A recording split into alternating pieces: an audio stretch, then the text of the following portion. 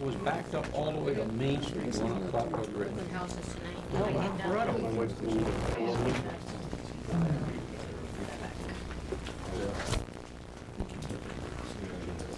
She did it.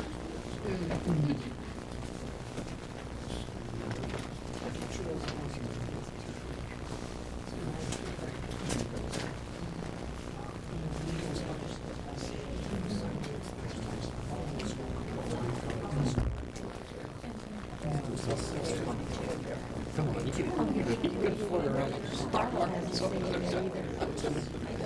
As everybody's jumping off the top building. Yeah. If they knew what was going on, they'd be jumping, I think. Okay. It is 7 o'clock, so I'd like to call this meeting to order. If the secretary would take the roll, please. Bob King. Here. Mary Cronin. Here. Diane Cervello. Here. Carlo Morano. Here. Mary Comstock. Here. Ed Torian. Here. Swenson. Here. Joan Mead. Here. All are present. I appreciate everyone being here. I'd like to suspend the reading of the minutes for a second and call on the mayor, if you would. Mayor Boughton? Sure, Mr. Chairman. I just wanted to stop by and publicly thank Commissioner Cervello and Diane. We want to thank you for the work that you've done on the commission. I know you're going to miss meeting with everybody, and particularly Carlo. It really tugs at your heartstrings. But those of you who don't know, Diane's moving to Alabama, where she's accepted an appointment to a position down there. And I know I've talked to Richie a little bit, your husband. He also has been working for us at the senior center over the years and does an outstanding job. So all the seniors are upset that he's leaving, and we're upset here that you're leaving. And so we wish you the best of luck, and I hope you come back. There's been some discussion maybe in the future you can do that, because you've been a wonderful addition to the community. So thank you, Diane, for your service here as well. God bless you and Richie. All the best. Oh, thank you so And with much. that, I have for you the key to the city of Danbury to take with you to display on your shelf in your new office. And we didn't even change the locks, although Carlos said I should, but I didn't. So that's for you, and congratulations.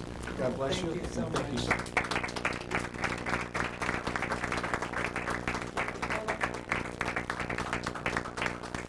Door is always open.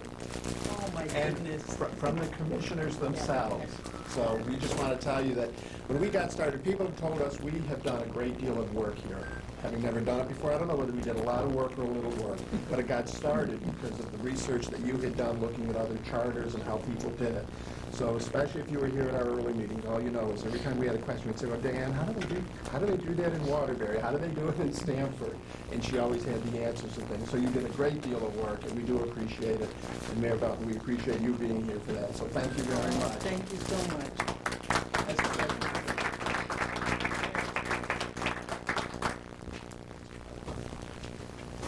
Okay, if we could read the minutes from the last meeting.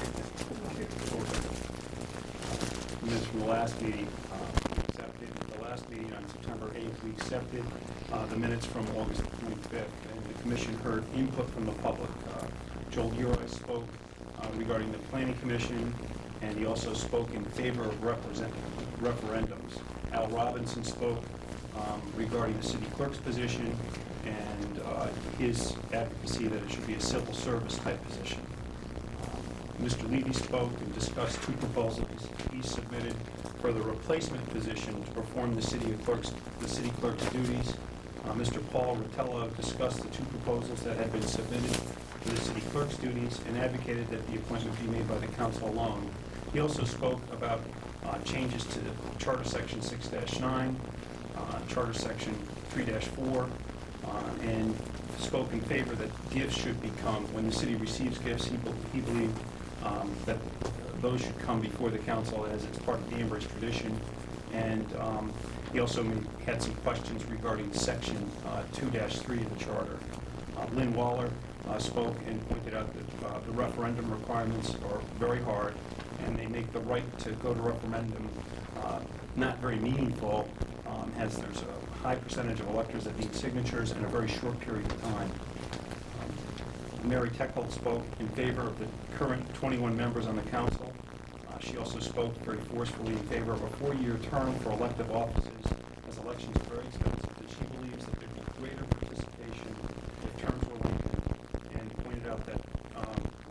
terms might help all elective offices with continuity and greater, I use these words, institutional knowledge of elected officials. The commission then had discussion regarding the city clerk's position and where the duties would go if the position were simply eliminated. The commission then unanimously voted in favor of eliminating the position of city clerk as it's presently constituted. The commission had discussion regarding the replacement position to perform the duties of the city clerk, and then voted 6-1 to eliminate the position of assistant city clerk as it's presently constituted. In favor of Bezade, Comstock, King, Cronin, Mead, and Cervello, opposed Swenson.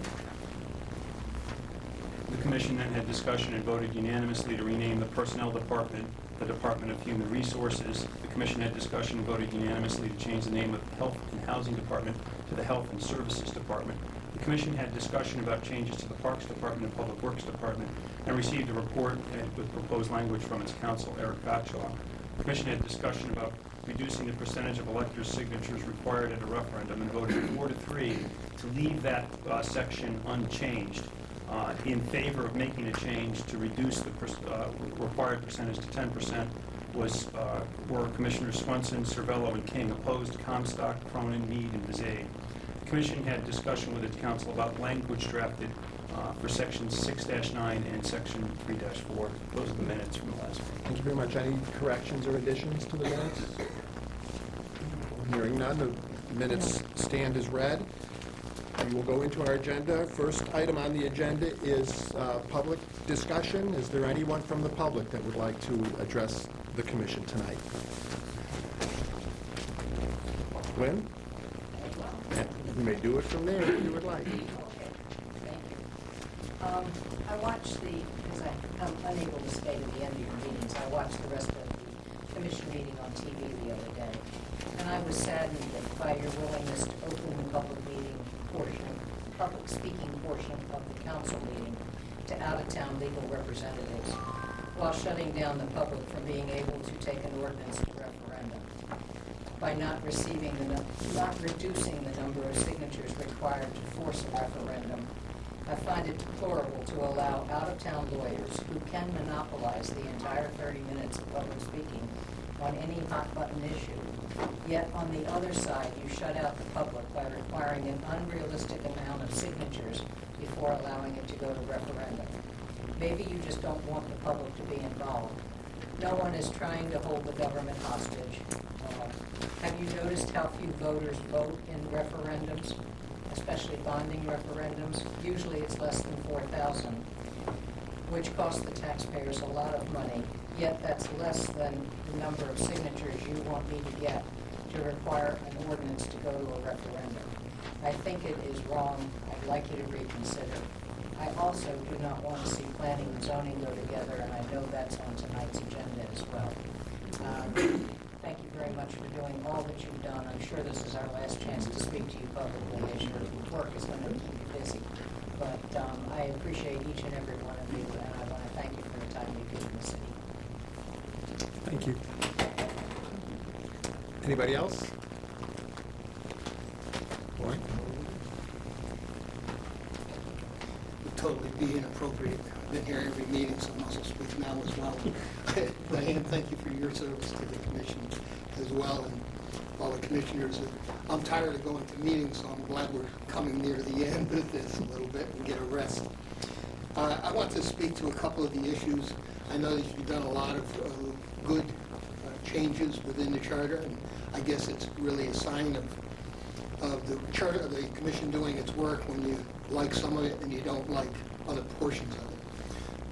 The portions that I speak to are planning and zoning for one. I still would say that it's probably appropriate to keep them as separate commissions. It centralizes too much power in one place, and we've dealt with it all these years. I think we can continue to deal with separate commissions, being planning and zoning. The other thing is the borrowing, section 710, which is the limiting on the old charter has $500,000, and I believe you recommended and approved an increase to the $2.5 million, which I think in keeping with the times, as a matter of fact, I probably would put some kind of escalator in there that would keep pace with and would increase over a period of time, maybe CPI or something like that. But at the same time, understanding what our federal government is going through and understanding that for some 30 years or so, we've never tapped the $500,000 more than once a year, I think we should cap that $2.5 million. And I think that it doesn't really tie the hands of the mayor, because in other parts of the charter, we get into the 7.5, which is the emergency appropriations, which certainly allow the mayor to, or any administration to go to the emergency appropriations, unlimited amount of money to address those issues. We always look at things, and every time I've been on the council for some 12 years in total, and how many times they've come before us, various people, and say, we have to have this. We have to have it today. We're running behind. We're going to miss the deadlines. We're going to miss. I'm kind of resilient to that now because, in fact, it really doesn't. We can do things and scrutinize things and take our time and properly address various issues. There's no rush about these particular needing the money immediately. We can carry it into another budget, and if it really is an emergency, we have the charter in place that allows that. So I don't see where we should, but I certainly feel we should cap the $2.5 million, because I'm sure somebody can come along and abuse that. And then, we would be in a difficult position. We would be no more than a microcosm of what's happening in the federal government. The other section, of course, and I know that you've received the Democratic caucus jointly sent our comments to every one of the members on the commission in reference to the city clerk's position. And I do think it would be offsetting by having the mayor as the appointing individual of that person that would be a staff help for the legislative body, would really offset the balance of power between the executive branch and the legislative branch. Within the charter, there is listing for the mayor to hire his assistant, the mayor's aides, and he has certainly, it would be what we're considering now, or what the commission has so far approved, would be tantamount to the council approving the people that the mayor hires. So I think that, in fact, that we need legislative staff. We need somebody, we're responsible for doing things like reapportionment. Where would we get the help to do reapportionment? I know that I was involved in that, and I think our corporation council can attest to the difficulties that are involved. There was no money appropriated, and it was left in the hands of few. And in those cases, we need to hire staff. We need help in that respect. And we should have on-board staff just to handle the ongoing information that the council has to deal with. And as you know, by the information I submitted previously, the corporation council, that is council to this commission, made a ruling that the agenda is the legislative body's agenda, and therefore we need assistance in putting that agenda together, and that's why we need staff help. So that I still think it should be someone that is hired by the common council to be a staff for the common council, and that by having the mayor, any mayor, appoint that individual, it kind of reverts it back to making it a political position rather than just a staff individual, non-political. And I know the pitfalls of the merit system, but I think I'd rather suffer the pitfalls of the merit system than have it politicized and wind up with the public doesn't get the benefits that they should out of the position. So that I'll still stand by. The other one is the allowing, I guess, the executive branch to make legal settlements without coming to the council for approval. I think that we need that transparency. We need the executive committee, the body, the common council, acting in the capacity of the executive board, has not breached that type of honor system as far as letting information out. And I think that we should continue to have some kind of oversight. We do have to appropriate the money that's involved for any legal decisions that are rendered that we would be involved in paying out as far. So it still has to come to us. And we could still refer it to committee. So that I think the idea of having any legal bypassing the council by having that negotiation go on and reaching conclusions without the council's activity involvement in it is kind of, it doesn't seem right to me. It lends itself to difficulties in the future. I think that was section 3-4, is it?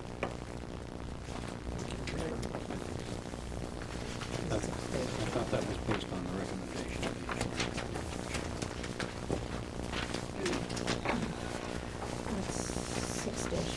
6-4. Legal representation.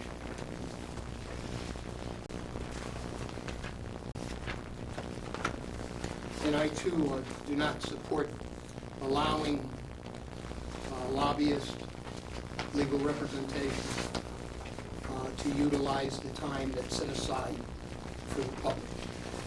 I think that public portion of the common council's meeting should be as informal and as relaxing to the general public as possible. And certainly it would be, over a period of time, I'm afraid it would be dominated by legal representation who are experts in selling their position. And people would refer to bringing in legal counsel constantly to bring forward their particular position because legal counsel could do it better than a layperson. But I think I'd rather have a layperson, someone that doesn't know, informally make their opinions.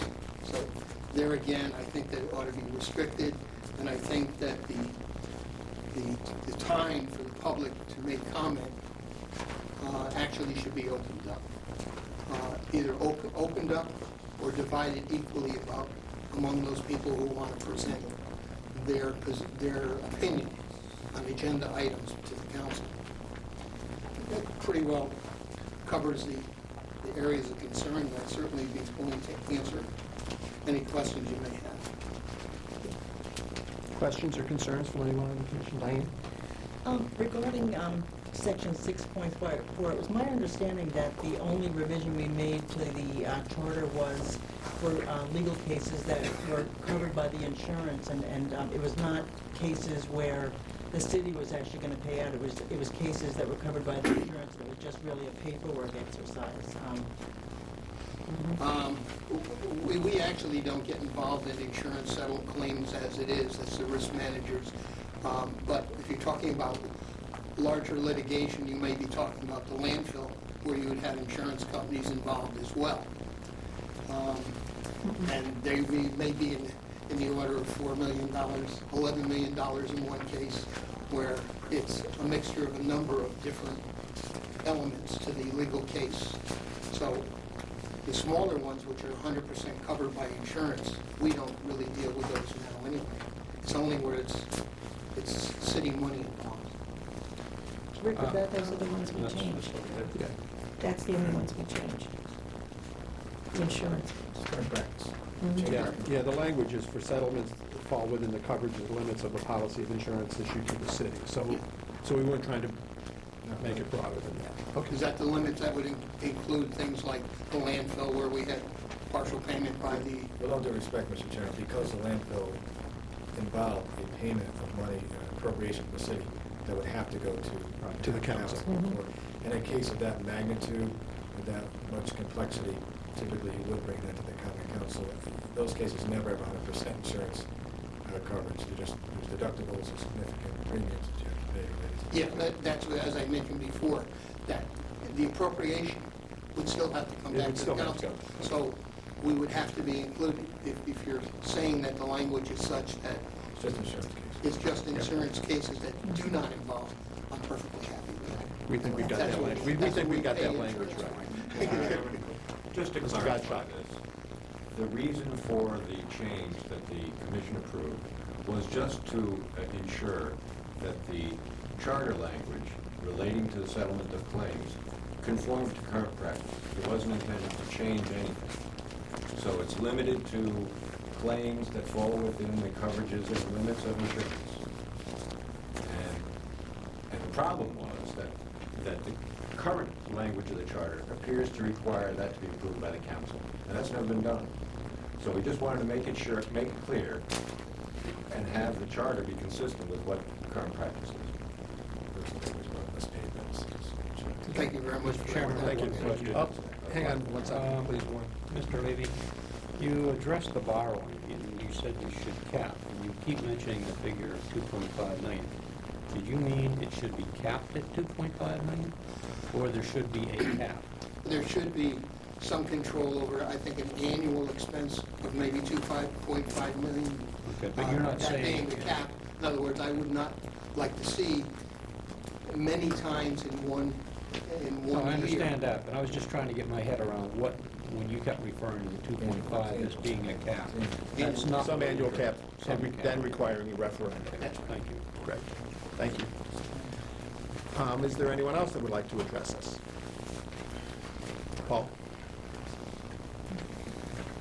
Good evening, Charter Commission members. On our last meeting, well, the last regularly scheduled meeting, my dad called me up this afternoon all excited. I saw Carlo Morano's name in the newspaper. I worked with him on the school board. Were you on the board with I my was dad? indeed, it's nerve.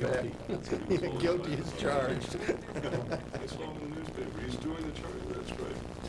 Okay, you received our letter that Councilman Levy had alluded to. I'm not really going to cover that ground. I'll touch on it briefly. City Clerk, I was not one of the ones, either now or in the past, pushing for removing that position as an elected office. I would like some independence of that position. And as an elected office, the independence that's a pretty high bar. The city clerk, male or female, really only has to answer to the constituents and perhaps a town committee. And that's pretty independent. It might even be maybe a little too independent. I feel that the pendulum is now swung in the other direction with the executive branch actually being in charge of hiring what is essentially the council's legislative clerk. And I feel that we're going to perhaps maybe a little bit too much independence to none at all as far as the council is concerned. I saw, speaking of the paper, I saw something in the paper that said something like the mayor of Danbury presides over the council, and it might seem to the casual reader that a mayor under our charter, a mayor, any mayor of Danbury is like the boss of the council. And really the mayor's duty at the council is important, but it's a duty of moderation in the sense that the mayor's job during a council meeting is to moderate it. You can call it presiding over the council, but that's almost a philosophical construct that doesn't necessarily describe what the job is. He does have an important job, actually, on the council, and that is to break a tie, if he so chooses. But that's the one thing that he is empowered to do for the council. So he's not an officer of the council. He's not the boss of the council. He doesn't run the council. He is invited by the council and by the charter to preside over these meetings, again, in terms of moderating it during the portion that we have our regularly scheduled agendas. It's not for public hearings, and it's not for committee of the whole. It's just for that one particular meeting. It's a very important job, and it is a good way to unite these two bodies that are normally in a democracy undergoing some amount of tension, some healthy tension. When you want to maintain a balance of power, you have a strong executive and a strong administrative. And this is a way to get the bodies to talk to each other. But it was not designed to give the council power over the mayor's office or vice versa. So having the mayor appoint our staff to me makes about as much sense as having the council appoint the mayor's staff. And I'll leave that at that. As far as the insurance settlements are concerned, often Danbury's insurance policies are almost self-administered. We have a pool for insurance. We don't really have an insurance company. The municipalities themselves pool their resources and sort of self-insure.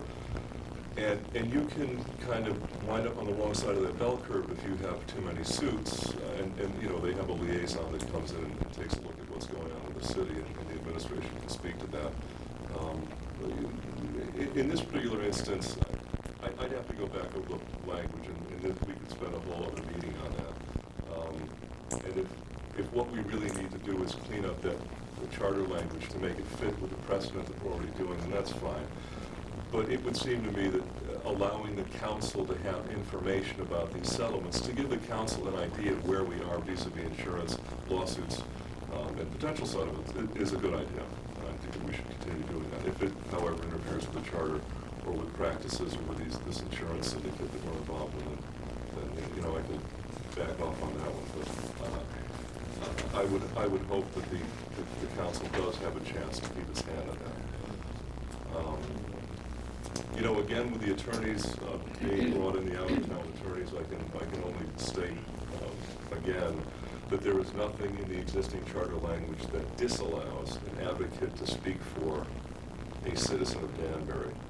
The way it would work now is the advocate would have to be a citizen of Danbury, a resident. And lawyer, any advocate, legal or otherwise, can stand up and say, listen, I got a problem with this, and I'm speaking for my friend Joe here who can't speak English or is mute or couldn't make the meeting, so I'm speaking for myself and speaking for him. And there is, in my mind, if the issue is allowing the disenfranchised a voice, we can do that now under the existing charter. What I'm worried about is an out-of-town attorney coming to Danbury and speaking for out-of-town property owners. I'm also worried about ambiguity in the language. This goes back to a conversation I had with the mayor a year ago when we were beginning the process of starting this commission. And it's the reason that I voted for the commission to be formed in the ad hoc and again at the council is because I feel there are sections of the charter that are broken. And my issue with it, I've mentioned this with Charter Commission before, the issues that I have with the charter that are broken are the issues of what I consider to be ambiguities in language. And the commission does not fully explore that. And that might be work for another commission, maybe a battery of lawyers or something like that. But an issue with the section 6-4, I'm doing this remembering about the attorneys, is that I think the language is legal representative, and it begs the question, how do we define that? Did you ask for a diploma? Did you pass the bar in Connecticut? Are you an Oklahoma attorney? Are you an attorney? Are you a legal representative by fiat? Are you a legal representative because somebody gave you power of attorney? Or this is just something that you say? So let's say I'm that guy and I fly in from Texas because I'm representing a consortium in Dallas that has an interest in some property on the west side of town. They're not here to explain what the definition of legal representative is, but I am, and I start talking, I raise my hand and I say, Your Honor, I'd like to speak. I'm a legal representative of XYZ Corporation in Dallas. They own some property here. Do we allow that? If you're going to allow outside attorneys to speak in Danbury, I think you should make the language very specific as to exactly what you're doing with that. Again, it's the last paragraph of the letter that speaks about that. Again, this has already been covered in the letter, but let me change the tack a little bit and talk Paul, about... we've got to move it ahead. Sure. Let me just talk about the things that I'm very pleased with at this point. Keep the term to 2 years. That's very important that the voters in Danbury get a chance to re-elect us or not on a regular basis. No stipends for council people. We get paid enough already, believe me. Term limits, again, that's one of the choices that you're removing from the electorate. They might want to vote for somebody again, but term limits have a tendency of preventing that. Keep that off the table. We've done a good job with that so far. And then finally, the idea of combining planning and zoning. All I can tell you is that if you have some time, go to Ridgefield. No disrespect to Ridgefield. It's a town of 35,000 people. They have a combined planning, zoning, and essentially an EIC. They don't call it that. But they've got these three boards that work together. And it's just not going to be workable for a town the size of Danbury.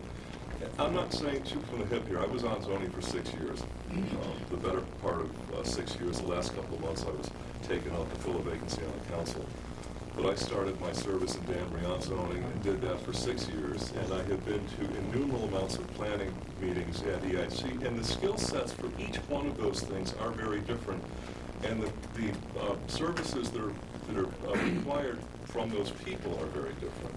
Zoning almost is legislative. It maps a general philosophical idea of what is going where in Danbury. Planning is nuts and bolts. It's the height of walls, and it's the the setbacks and things like that. And EIC, if that ever got into the basic water runoffs and things, these are very specific. Hold on a minute, please. Well, I'm going to need to cut you off, so. Yeah, 60 seconds. All right. Combining 2 or even 3 of these would lead, in my mind, to meetings that went on forever.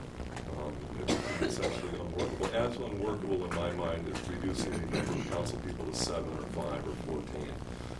The aforementioned problems with making quorums and also with the ad hoc. So I would request that you leave that at 20 months. And again, thanks a lot for all the work that you've put into this. I know that we'll be working together in the next couple of months, but I just want to thank you and Diane. Good luck in the future in Alabama. Thank you. Is there anyone else that would like to address us? Yes. Any questions? I just have one. Oh, I'm sorry, Paul, 1 second, please. How you doing? Good, how are you? We're not setting up, Carlo. I didn't know it was coming. Mr. Vitello, there is. Yeah, I'm good. Paul, Hey, Paul? just stay there. Just one point I wanted to For make. those who don't know, this my father lived. Hi, Lou. You mentioned something about in the insurance settlement. Yeah. There is a requirement within the wording here that a report be furnished to the common council Yeah. of all actions. So maybe that satisfies you. I think it's healthy if the council has a very good idea of what's going on. So that was the intention of putting that in there. So the council will be informed of all decisions. The idea was not to take up a lot of time with things that were more or less routine. And that was all. I understand. Okay, thank you. Someone else that wanted to address us? Yes. I'm sorry, yes. You just might want to note for the record, this is not the last meeting as a Charter Revision Commission. Yes. It's been said a number of times, and I just want the public's watching. Okay, thank you.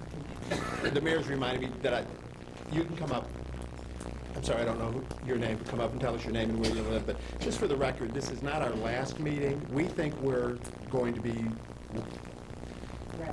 wrapping up, and we hope to have decisions made on most everything, but we think that we'll be kind of buffing the apple a little more for another couple of weeks. I'm sorry. That's all right. Hi, I'm Linda Galloway. My address is 231 Thaddeus Avenue in Danbury. You already had my comments regarding my opposition to the increase in bonded spending without a voter referendum, and also the lack of an annual ceiling on such spending. Tonight I'd like to comment on 2 other points. First of all, I also oppose making the position of city clerk an appointed position. To me, this opens the door very clearly to the possibility of increased partisanship and even cronyism. This is an important position, and I feel our city deserves an individual who gets the job based on merit. The second comment I have is also is regarding the proposed change to allow non-Danbury citizens to speak at council meetings during the time currently allotted to public opinion. Right now, only 30 minutes a month is allowed for public opinion, which is pretty astounding in and of itself.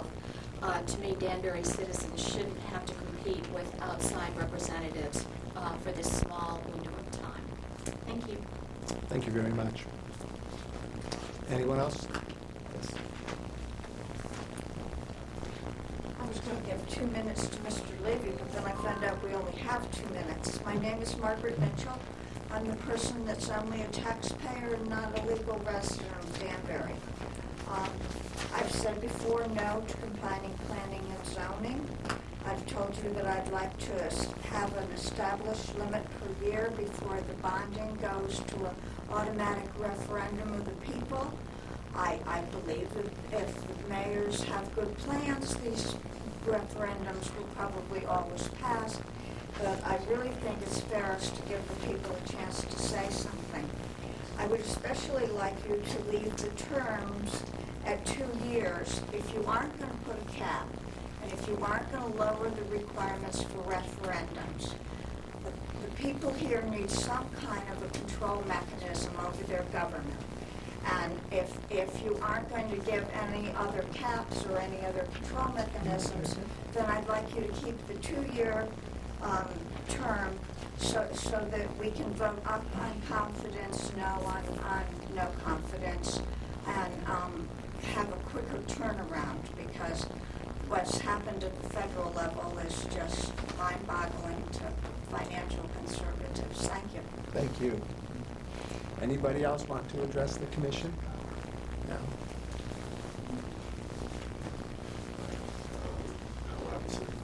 I think I've been on record about combining planning and zoning. I just want to say again, I do not think it's a good idea to combine planning and zoning departments.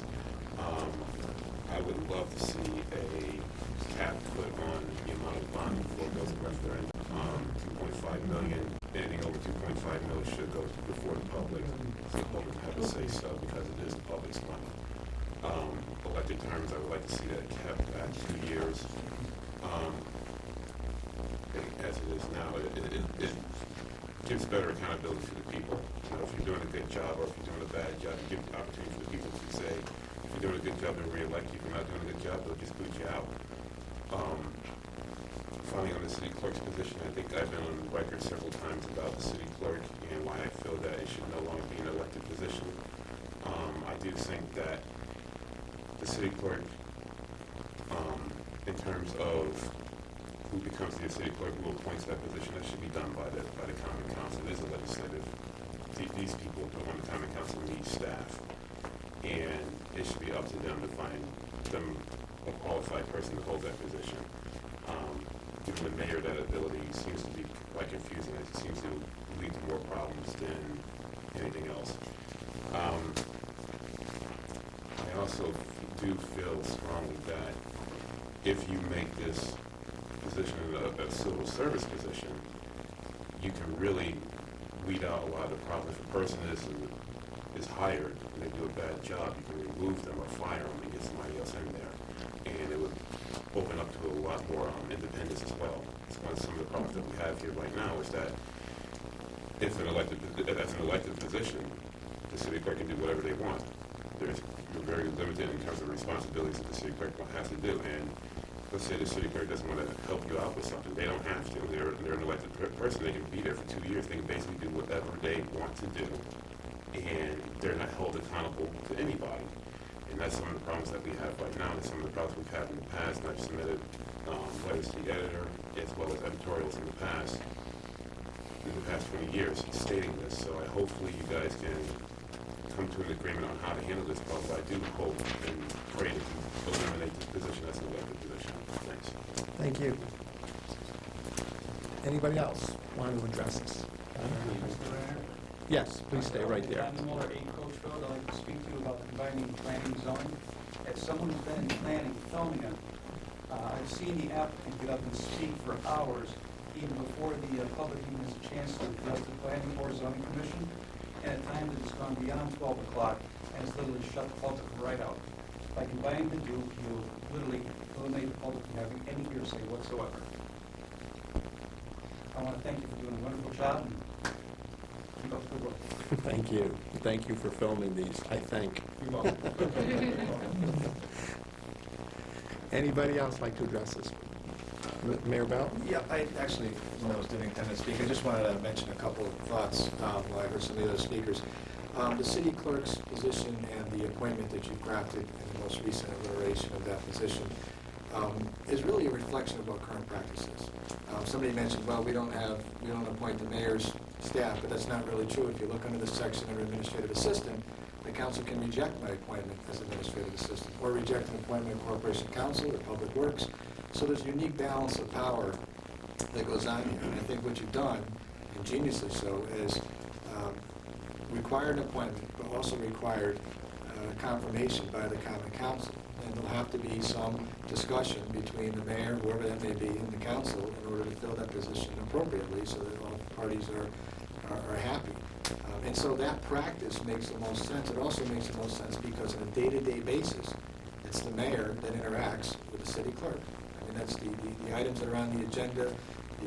Yes, the agenda is created by the clerk, as Rick has opined on, but the net of that, particularly since 2/3 of those items are generated by city government, the net of that is that interaction that goes on is, does this go on the agenda, doesn't go on the agenda, did it get council approval, does it have planning approval? That interaction goes on with the mayor's office. And finally, one of the things that I discussed early on was the need for some accountability in that office.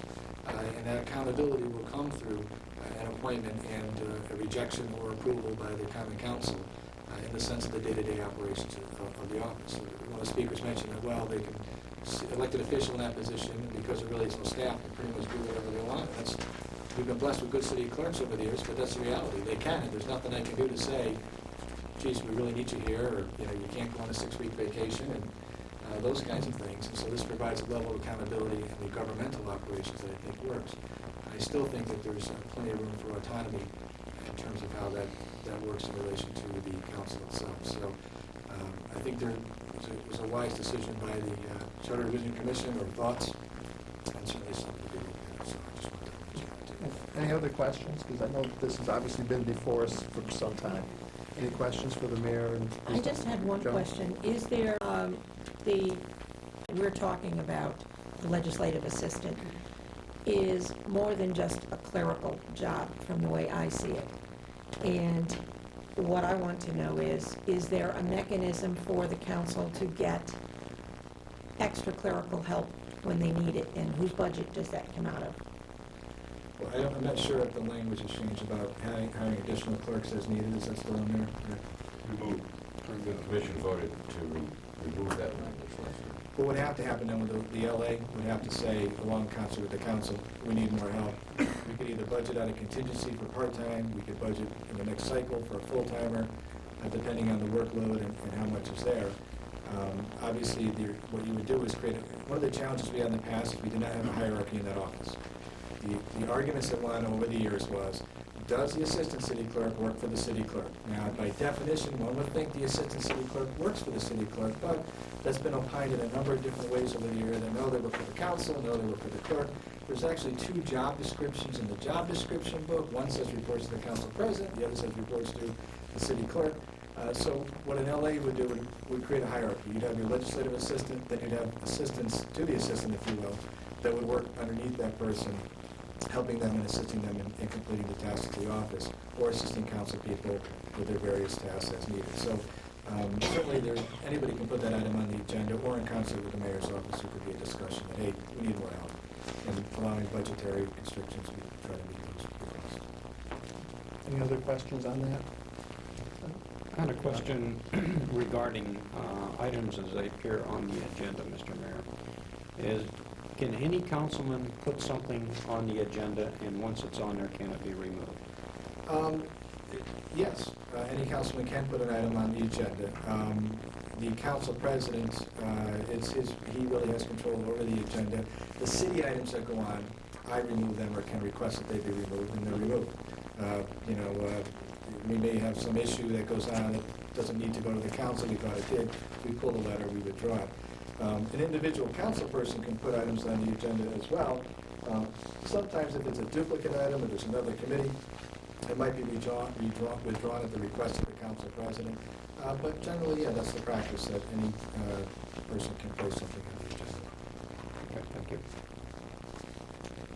Any other questions or concerns? Anyone else like to address us? Seeing none, then we will move on with our agenda. First agenda item is we will discuss final language pertaining to the city clerk.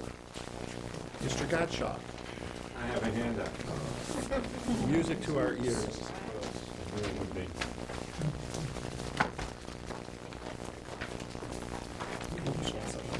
You're right on your arm.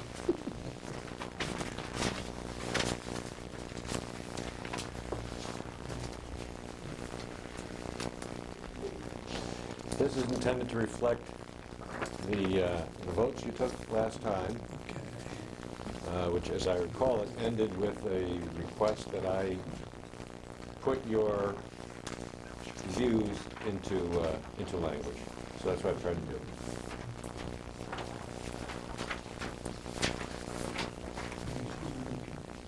Mr. Chairman, Yes. there's one change that I would suggest that we make in this wording. It reads that 2/3, oh, excuse me, it has changed. Thank you. Got it. Good show. I picked that up earlier this week. Those present, it was missing before. It just had the entire membership. That's good.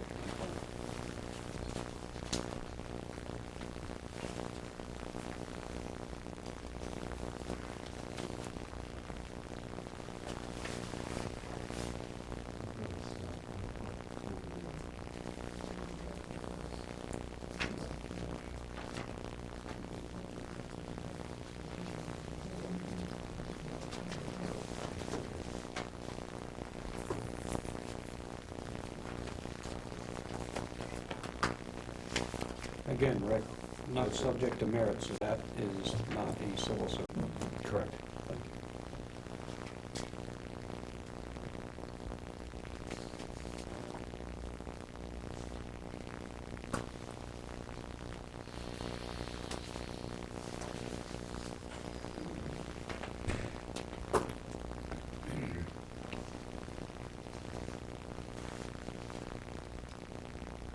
Mr. Chairman, if I read this correct, it states in here that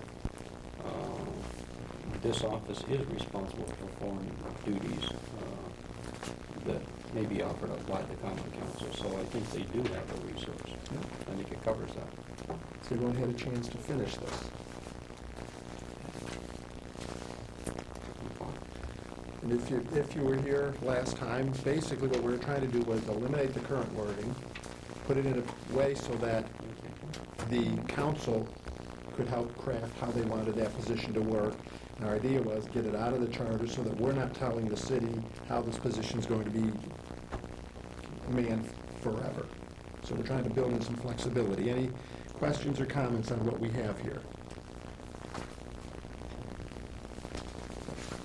I just wanted to make sure that we don't need anything in here that says that if extra help is needed, that it can be hired by the council or whatever. Do we need enabling Do we need language in that case in you here? needed extra staff? Does it need to be in this language? I think we have a director of public works, and we have 100 public works employees, so we're going to need them. And I think that the authority always rests within the legislative body to appropriate the money, and the mayor and the administration to recommend that we need additional help. And certainly that can be done in a variety of different ways. You could have a councilman put a letter on the agenda and say, I want to hire an extra person, and appropriate $10,000 out of contingency to do that. Okay. Plus, we're saying, aren't we, that we're giving this We're not limited to in the one hands person. of council and Right. making. Right. Just wanted to make sure we didn't They need to have that in They there. would be the ones to initiate it. Yes, and in effect, we're taking the handcuffs off, that we don't need a position because it exists in the charter. The idea is it would become legislative. If they need 3 people, they need to propose it and fund it and go do it, but they're not limited by what's in the charter. Any questions or comments? Would anyone like to make a motion? I have a question. Paul? The language was amended, and then maybe I missed it last time, but the prior language was provided, the mayor shall appoint and may remove a legislative clerk. I'm again reading from Prior language. prior language. That's what it's about. Provided that the appointment maybe disapproved is what originally was, but we were talking about doing, however, that the appointment must be approved by 1/2 of the entire membership at a meeting not later than 14 days. So the changes, I don't see. In effect, we had the council a little more ability. We tweaked it, and the council really has a little more power in this language than in the disapproval language. Right, but I thought we were gonna go must be approved, and I don't see the must be approved language. By affirmative vote, do you think that's the same? I think that's operative language that Shall has confirm. the. Shall confirm. I think it was, must be approved was the language that was suggested that was put in here. But I think by an affirmative vote, in effect, says the same thing. I'm not an attorney, but is that getting at your point, Paul? Yeah, and Does that say the same thing? I think I was looking for the approval language, but shall confirm, I think, is what covers it. Yeah. And the elimination of the last sentence, I think, was covered by 6.3, right? 6-3? Correct. The language that we had in the first iteration was unusual language. It appeared in a number of other sections of the charter, dealing, for example, with public works, or the director of finance, or the corporation counsel, or the assistant to the mayor. And it described a time period during which the common council had to act if they wanted to eliminate this choice. And because you have selected a different approach, we didn't need any of that special language. Thank you. Any other questions? Can we get a motion? Diane? Go to work. I make a motion to accept the language as written and handed out to us today. Okay, which would subsection 2-2E, including the language in the sections noted at the bottom. Yes. Okay, a motion's been made. And Second. And 3-, thank you. Motion's been made that we accept this language as is. A second? Dr. Second. Cronin? Discussion. Any more discussion regarding this language? If not, then I will try your minds. All in favor of this, say aye. Aye. Opposed? Motion carries unanimously. Okay. The next item on the agenda, we will further discuss and vote on the following key charter items. The need for an annual bonding trigger. We have the answers. Okay. You know, a good chairman has great people that do lots of work for him. So here's some documents. Mr. King went back through history and said, well, here's what we've looked at. Just so that you'll know where we are. One more. John, can I get one of those back, please? We're not limited by any of this, other than to say, here's where we were when we first started looking at this. And you know what we've done is we've changed the language where we went from $500,000 to $2.5 million. The mayor had a recommendation where it would be 10% of the total budget. The director of finance thought that some percentage of the taxable grand list was an option. If you remember Mr. King's recommendation, that we did it as a percentage of the city's total net assets. The public and commission input that we received was make it simple, put a dollar limit on it a year, anything above that, that's something everyone can understand. And the final thing was keep the trigger point at $2.5 million, or keep it at $2.5 million per project, and a fixed dollar amount per year. We are open to any and everything, or to nothing. So, before we start discussion, does anyone want to make a motion that we look at the bonding cap for the year? And do you have a specific recommendation that you'd like to make? Mr. Chairman, I think it might be appropriate to discuss the merits of each thing before we put a motion together. And maybe we can just take it from 1 through 5. Okay, then we won't have to amend any motions if we made a specific motion. How do we feel about bonding caps? We've had this discussion before. Can I hear I feel there needs to be a cap. I think that we have been advised by the mayor in a meeting that he would like the commission to consider a cap, a reasonable cap that would allow him to manage the city finances, but provide a sufficient confidence in that it would require a referendum before going over a certain dollar amount or a certain percentage, whatever the case may be. And he pretty much left it up to the commission what the cap ought to be, but he did make some earlier recommendations about, some potential ideas. Any other comments, Peter? Well, we've really kicked this one around a long time, and I think everybody sort of knows, my basic feeling is we elect people to represent us, including the mayor and the council. And throughout Danbury's history, as to this particular issue, as to bonding, we've been very well represented to a point where, unlike the federal government and other levels of government, they've probably not spent enough to maintain certain city assets. I like the flexibility of trusting my elected officials, who I elect every 2 years, to make these tough calls. It's worked in the past, and that's my bottom line feeling. But if the issue is that this isn't going to pass the council, if we don't have some kind of cap, then I might consider it. But there was no cap before, and it went for many, many years not being abused. I don't have any reason to expect that it'll ever be abused going forward in the future. I don't think it's ever been abused.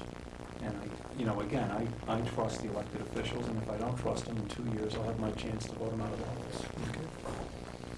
This is interrelated to the length of terms of office, to referendum percentages, to the referendum thing. So we're trying to tie up all these loose ends. How does everyone else feel about that? Mr. Chairman, I feel this is a hold hostage situation when you put it in that context, Mr. Brisade.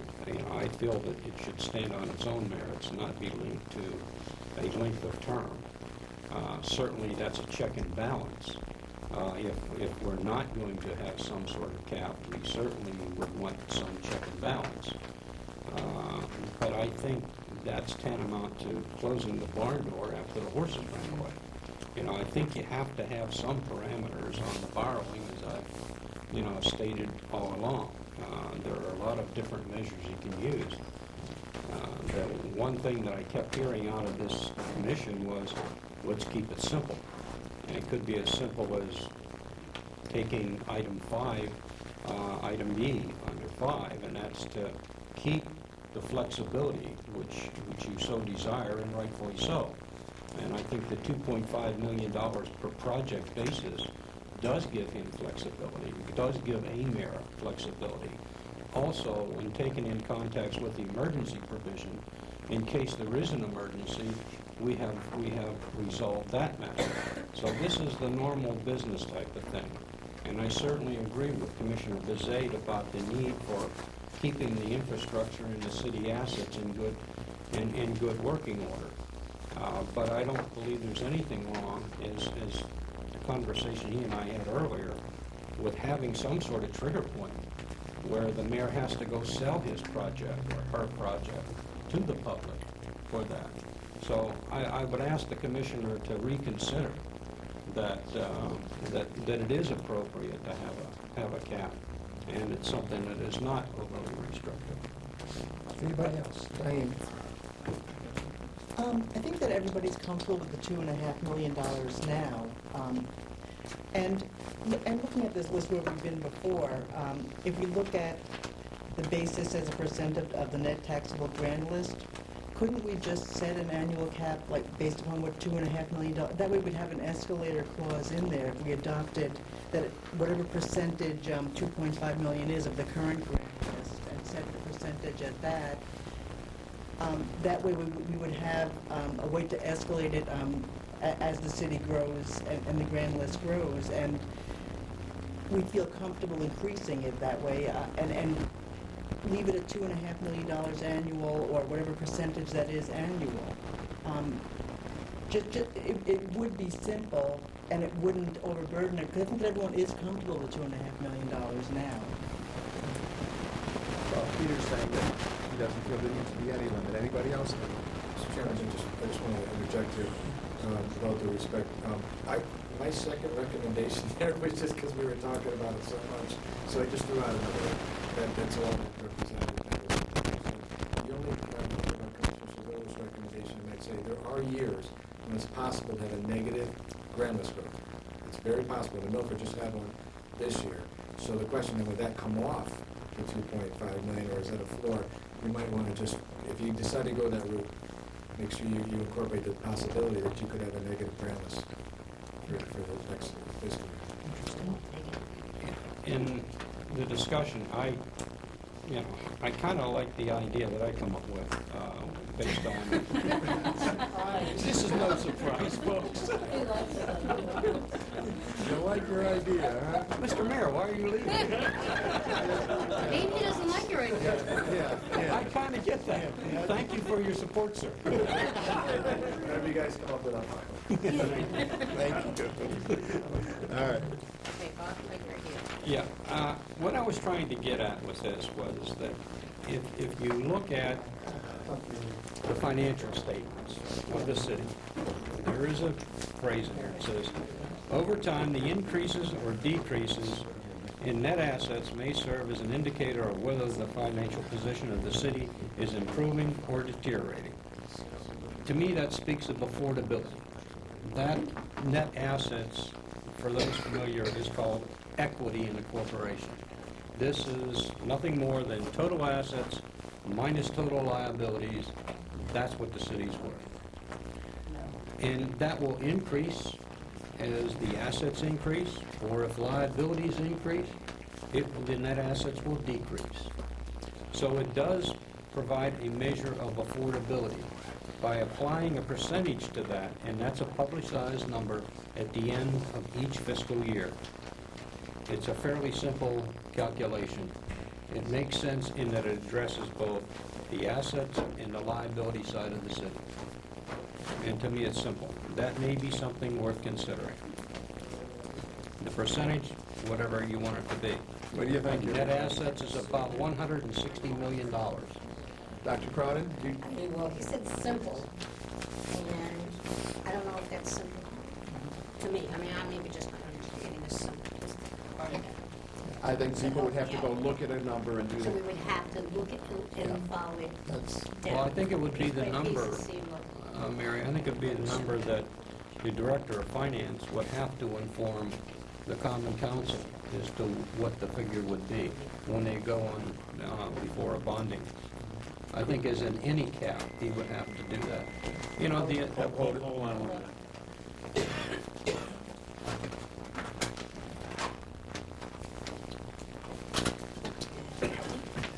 so, I'm sorry.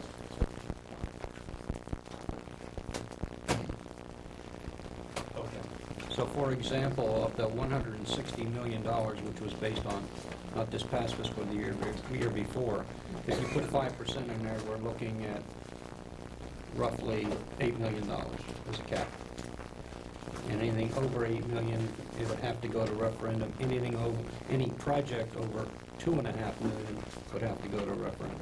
So you have a two-tiered trigger point.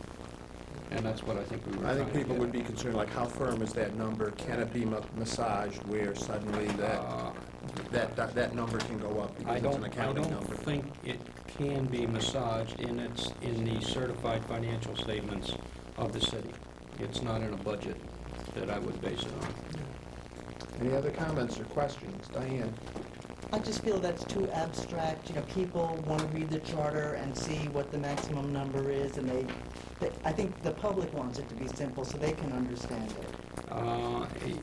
The simplest thing is to put a fixed number in there then. The problem with a fixed number is that it is fixed, and it is not subject to inflation. If you add an inflation factor to it, it again becomes somewhat ambiguous, because then what is the right inflation number to use? I mean, somebody could mess with that as well.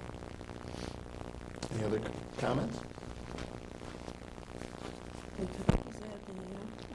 the eye to it. We're not doing. But talking about your proposal, you're coming up with a much higher figure than what I think we were intending to start with. You can lower the percentage, come up with whatever figure you want. I used 5% of 160 million. You could use 3, 2, 1, whatever, think is appropriate.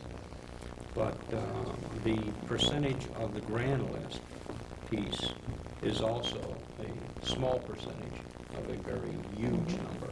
And I think a lot of the commissioners was troubled by that proposal when the Director of Finance made that suggestion. Okay, can I ask a question of the commission? Do we want a cap? Do we, I would be in favor of a cap if we're moving to the 4-year terms. If we're not, then I'm not. So it's something that I'm gonna tie into what we're talking about. that's why we've been a cat chasing our tail, Yes. quite frankly. Yes, we need to talk about both of them. But let's go through this. Who else feels like they want a cap? And then, Diane, you would want a cap? Sure. Okay. So, do we want to make a motion that we do want a cap, and then we will then, or, because I don't want to presume that a majority of us wants a cap unless a majority wants a cap, in which case then we'll say, what do we want that cap to look like? Do we want it to be a set number? Do we want it to be a formula? Do we want to build in escalators? Because we can make it as complex or as simple as we want. Am I on the right page that most commissioners would like a cap? Take a vote. Well, should we decide first if we want to go to a 4-year term? Do you want to table this discussion and go talk about 4-year terms before we do that? Would that help, would that bring clarity to this? Okay, there's no motion on the floor. Please help me with Robert's rules. There's no motion on the floor, so we can table this discussion and to start discussing the length of terms that is on our agenda, which is 3B on the agenda. That'll help us bring some clarity to this. The idea was that we would extend the lengths of terms for elected officers other than the school board from 2 years to 4 years. Any discussion around that? Mary, would you like to start us? I think that a lot of people came to us and said that it was very expensive to run an election, how costly that it was. Okay. Good point. Dr. Cronin? I would prefer a 4-year term if I were, if you ask my opinion. I think a 4-year term, partly because of the fact that it's very, very expensive, but then the other part is that 4 years gives the community a chance to really have the communication that you need. Because many times we have a hard time getting people out to vote, number one. And number two, if they had an opportunity to know who the people are that are running and know a little bit about them and get to know, what they've done in the past, what they can possibly do for us, I think we have a better option of getting people out to vote. And you're right, it's very expensive, it's time consuming. And I bet if you asked all the council people, they just get in there and they figure out what they're gonna do, and I know this just from my teaching staff. They come in and you just whack out your shift to go to school. And then they have another whole thing to get acclimated to. So I think for a management piece and a piece of understanding and knowing the community, the 4-year term is more beneficial. And yes, it is very expensive. Okay. Any other questions or comments? I would like to see a 4-year term because I think leaving it at 2 years has a tendency to trivialize the position. I think if you make it a longer term, it lends more importance and weight to the position. Okay. Ed, you were a councilman, yes? 2-year terms? Yeah. And I personally like to see a 2-year term. Anybody else? Mr. Chairman, I'm a chicken and the egg. I'm the flip side of what Commissioner Comstock said. I cannot support either a higher referendum number or a no cap bonding if we go to a 4-year term. I think there's protection. Come on, you guys. That if we're going to enable somebody to stay in office for 4 years, we certainly, I think, need to put some controls around that office in terms of the bonding and perhaps, as we've heard from some of the public, lower the referendum. But that's not the only thing they do. No, go ahead. That's not the only thing they do for 4 years. No, I said there's a lot of, Why are we basing all that around there? So in part of the way, I almost kind of agree with, maybe I shouldn't have said it. One is kind of different from the other, kind of be separated. I can see them being together, but I can see them being separate entities. Bonding could be one thing, and 4-year terms could be totally something different that we're discussing. I see them both on their own. Okay, and I still think 4-year terms better. I think there's a lot of advantages to that. And I don't necessarily mean you have to tie it to the bond. Someone want, For that. does someone want to make a motion? On what? No? You can make a motion on anything you want. Right now, we're talking You wanna go back to your plan? we're talking 4-year terms. And just to give you a little perspective, this wouldn't happen until 2011, maybe? Is that? It's not gonna happen tomorrow. Yeah, okay. I see a I'll make a hand. motion Okay. that we extend the length of terms to 4-year terms for all elective positions other than the school board, which, however, Okay, that works. and the way this, Mary, a second, the motion's been made and seconded that we take the mayor's, well, we take all positions other than the school board and change them from 2-year terms to 4-year terms. So a motion's been made and seconded. Discussion. Well, we did this once before, and we're going to do it again. And I spoke in favor of a 2-year term, and for all those very same reasons, I'm still in favor of a 2-year term. The 2-year term. Okay. I am very mindful that elections are difficult. I'm also mindful that voter participation is way down. And I think that Danbury in particular has not been well served by a vigilant press that might have been envisioned by our founding fathers. And I like the 2-year term. It gives us a chance to right something that goes wrong. But this is an entire whole document, and Bob, I just don't like that word hostage. This is a document that works, all its parts work together. It's inevitable that that's true. So I'm glad we're talking about terms and bonds and other things all together, because it does change our perspective. The commission votes for a 4-year term. There's a lot of good reasons to do that. Okay, I've weighed each of them. I think there's a high learning curve to all these different jobs that these people perform, the mayor and the council and all the elected officials. It's just that what makes me uncomfortable about it is just the lack of vigilance by the public and the lack of vigilance by the press. So I'm sticking to the 2-year term for those reasons. But if this commission votes for a 4-year term, I can understand it, and I'll support it when it goes before the Okay. council. And for the record, one of the things we did look at was, is there some kind of recall provision we could put in should someone in office get in trouble, and we know that we cannot do that. So, okay. Yeah, Dr. but I understand, and I agree with Peter about the two pieces, about vigilant piece and getting the community involved. But just because we changed the number, I'm not sure that's gonna change the involvement. There may be something else the city has to do, and we as citizens have to do, to change that other part of the vigilance and getting involved, because I don't think changing the number really makes that other piece, come to fruition. That's the next charter revision we'll deal with yet. Yeah, okay, don't call me.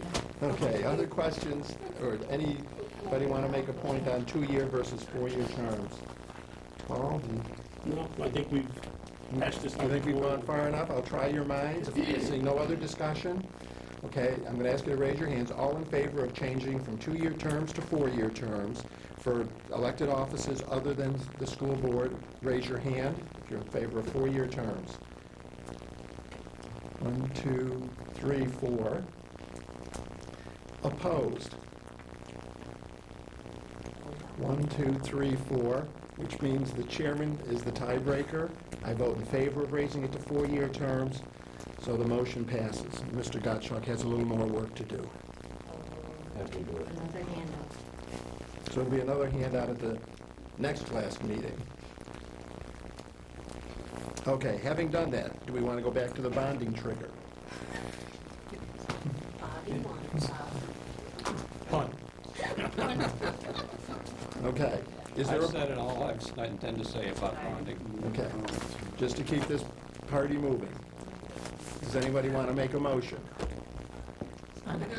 on We're bonding. going back to bonding. Yes, we're back on bonding. Okay. With, without a cap, we're going back to that piece. Right. I'm assuming that we're looking for some way of doing a cap. Do we, am I reading? Yep. Most of us, okay, we're talking about a cap. Do we want a set dollar amount? Do we want to do it as a percentage, and then we'll look at which percentage? And if someone would just make a motion, we can work our way around that. This I'll is make me. a motion that we set a cap of 2.5 million annually. For non-referendum bonding? Right. Okay, a motion's been made. Is there a second?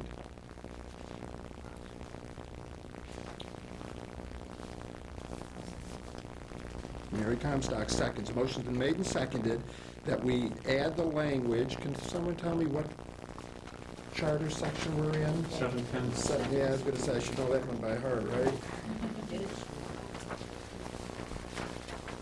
So the 710,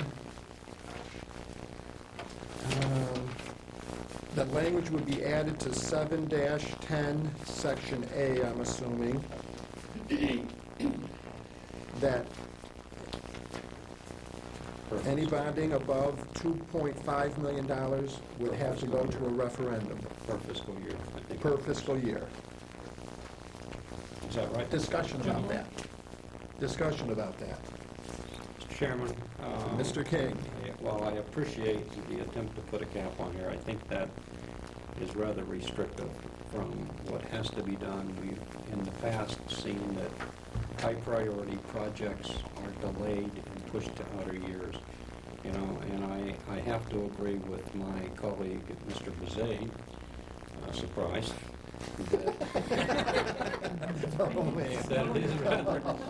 that it is rather restrictive. And I think there are other options that the commission should consider. And what would those options be? Should we discuss that now? Absolutely. Okay. Yeah, because we can amend this. Okay. We've got a motion at 2.5. What I do like is the per project amount. I think maybe if we consider item on the schedule that was handed out, B, yes, here, B, where we retain the 2.5 and we put in a fixed dollar amount cap. And we did make a change in the charter saying that the charter must be reviewed at least every 10 years. So I think there is flexibility and that this can be updated on an ongoing basis. The fixed dollar amount for the purpose here, I would suggest $5 million.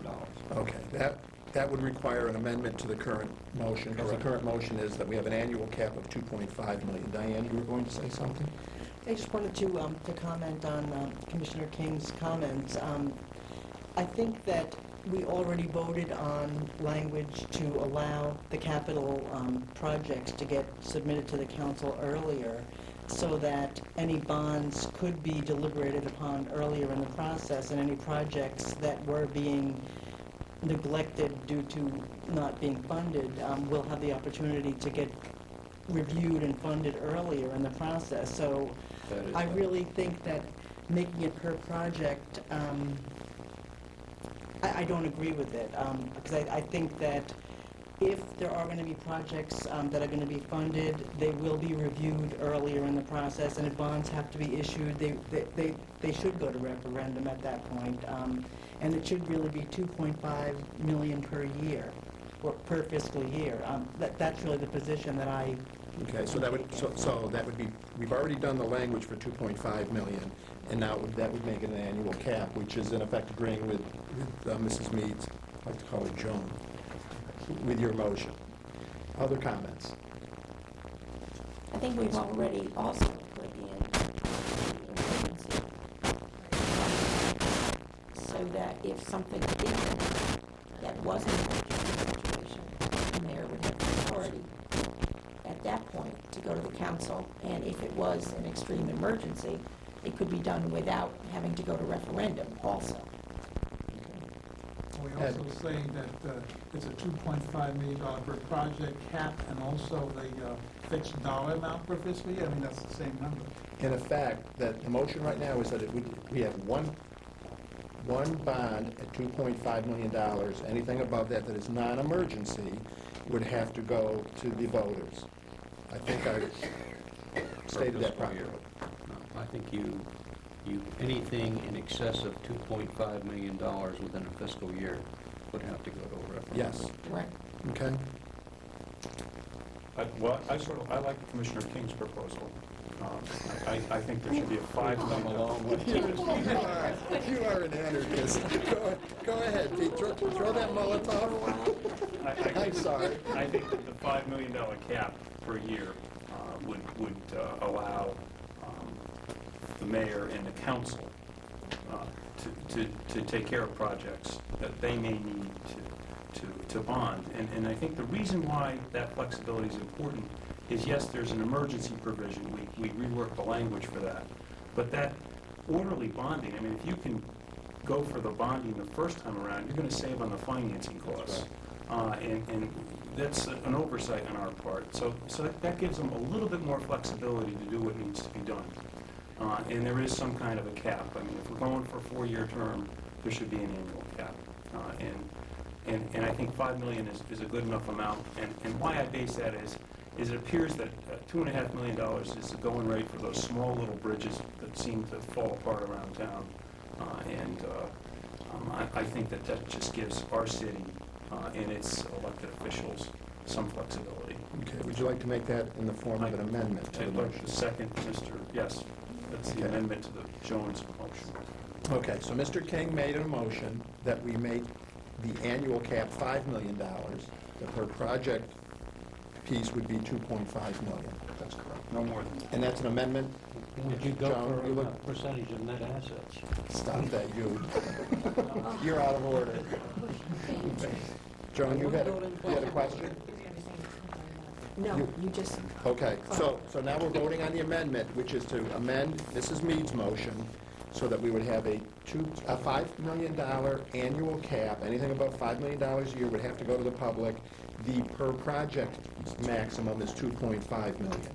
So if you vote yes on the amendment, it then replaces your motion, then we will then vote on your motion. So all in favor of the amendment, signify by saying aye. Aye. Opposed? nay. There are 2 nay votes. Okay, have you got, okay. So that now becomes the motion.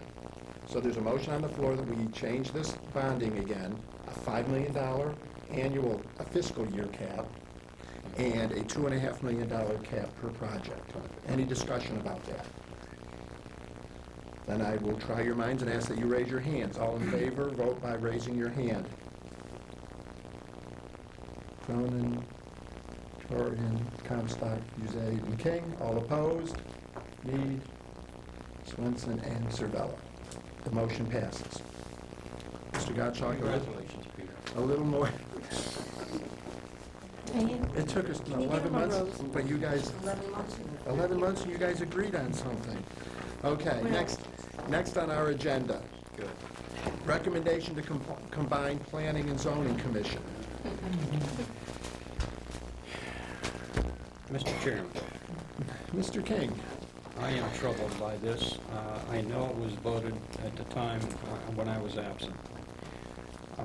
The only way that I could support combining this, based on all the input that we've heard, is if the new combined commission would consist of both an appointed portion and an elected portion.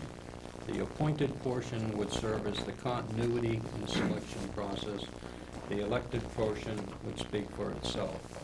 As we discussed, sometimes it's very difficult to fill those positions during an election. And I think an office as important to this, we have to have some continuity in there and some consistency. So barring that possibility, I cannot support it, and I would vote not to combine it. Okay. Any other points of view or questions? Do we need to get more information about this?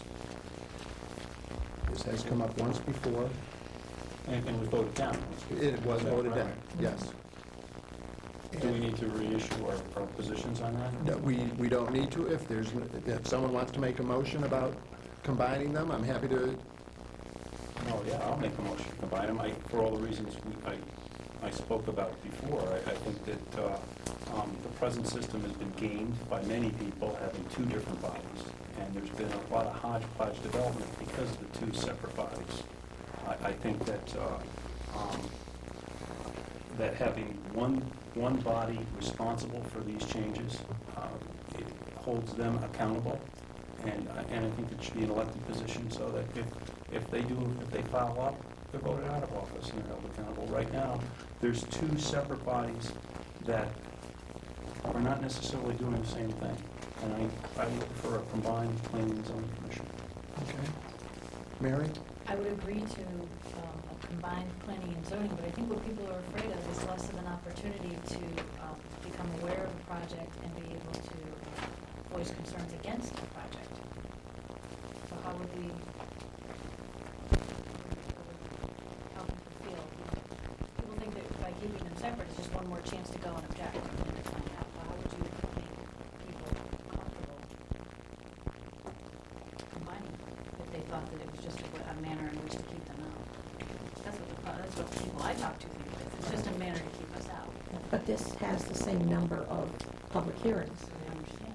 That's people's perception. People's perception is you're just combining it and giving us less of a chance to get in there. What could we do to overcome that? Could we put anything in the wording or anything?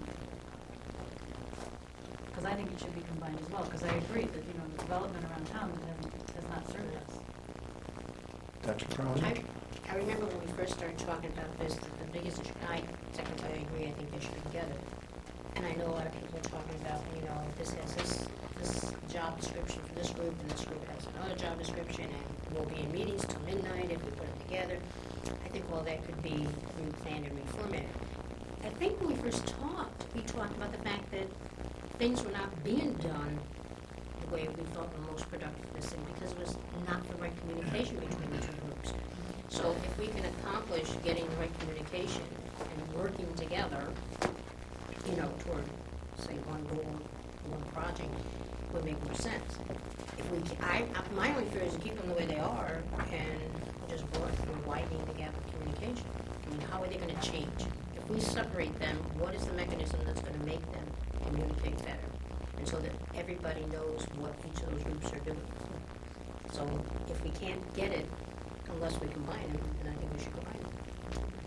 At least get a semblance of communication. Any other comments? If I can put down my gavel, my biggest concern with combining is it seems that I keep hearing that zoning kind of gives away the store, that they hear a hard luck story about someone's property. They're the elected people, and they kind of want to be nice to everyone that shows up at the meeting, so they kind of change the rules, and they foul up the master plan of the city. And I keep thinking, if we make it all elected, how are we changing that? At least the planning people are appointed, and if we make it all elected, I know what it's like for the parties to fill the bottoms of those tickets. And I'm not so sure we're ever going to know that someone's done a bad job on zoning, because most people don't even know who their council members are. So how are we fixing it by making one board, by concentrating the power in one board and making it completely elected with really no appointed oversight? How are we making it more professional if they're just people that are running for office? And I don't know the answer. I'm concerned. Well, we could do a half appointed and half elected board. Election from both commissions, so to speak, and then some appointment from both. Can that be done legally? I haven't taken a poll of communities to see whether or not there's anybody that follows such a model. All I know is that the provisions of 7191, or could be 193, give you flexibility when it comes to crafting a method for commissions such as these. So, I haven't done any work on it since the last time we had this conversation, and it was at that time that you elected not to go forward with a proposal to combine, so no work was done. But if you are inclined to combine planning and zoning and select a method of filling the positions that combines both elected and appointed members, I think it would be worth a look. But I haven't done it yet. Do you see if there's an interest in that proposal? What do we think? Are I we, think it's worth another hand. is my sense that we want to revisit this then? I think it's Let's put it on the agenda for the next meeting then. And as what? Is combining and give us the options. Can it be part appointed, part elected? And we have to decide, do we want it all appointed, all elected, combination of the two? And do we want to go in that direction? So, no decision on that tonight. Number 4 on the agenda, we will conduct a final review of all other charter changes and if necessary, conduct a vote. Should we start reading the charter from the very beginning? We'll just vote on what we want to keep as is?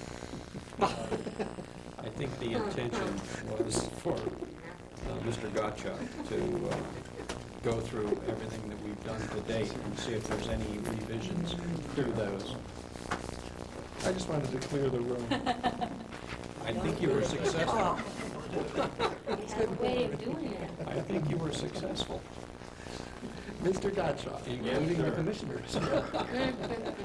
I put together a list, or I've been keeping the list and adding to it, that purports to show all the action that you take. Started back in January of 28th, when you adopted changes to 3.4, 4.2, 6.4, 7.8, and 8.3. So I'm going to, until you stop me, I'm going to track your actions section by section chronologically.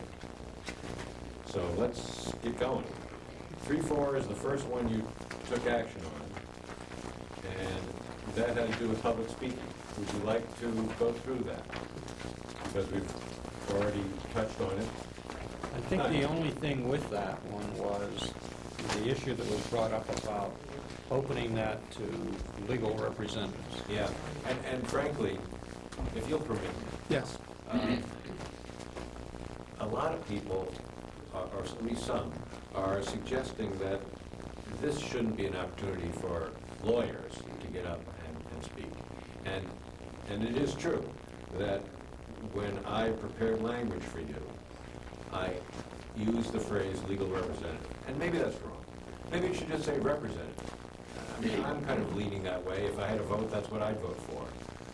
But I leave it up to you to decide. I'm certainly not trying to eliminate the opportunity for somebody to have a voice through legal counsel. But I wouldn't want to necessarily limit it to lawyers. You know, if I don't speak properly or well, and I want my brother to speak for me, I don't think there's anything wrong with that. So just keep that in mind. Perhaps what I'll do is just draw your attention to what was approved on 128. Council at each meeting shall reserve the initial 1/2 hour period for the expression of views and opinions by residents or taxpayers of the city or their legal representatives on matters before the council at such meeting. Any such public speaking session may be extended in the discretion of the presiding officer, provided, however, that the decision of the presiding officer may be reversed or modified by a majority vote of the common council. Okay, That's where we stand. No. you want to take a couple minutes on this? Yes. Can I ask you a question about this? Has anybody ever brought an action or claim against the city of Danbury saying that they were denied a chance to address the council by the fact that they were not residents of the city of Danbury? No one has brought an action against the city. Based on that? Based on that. But it has happened that people have sought to speak through their legal counsel. And because legal counsel wasn't from Danbury, they were denied that opportunity. It appears to me that the primary objection to this is that opportunity of the public to come, petition the council, their elected representatives, will be just they'll be crowded out by, paid hired guns advocating commercial interests. How often do people advocating a commercial interest appear in front of the council and present, their 2 cents at the council meeting? Infrequent.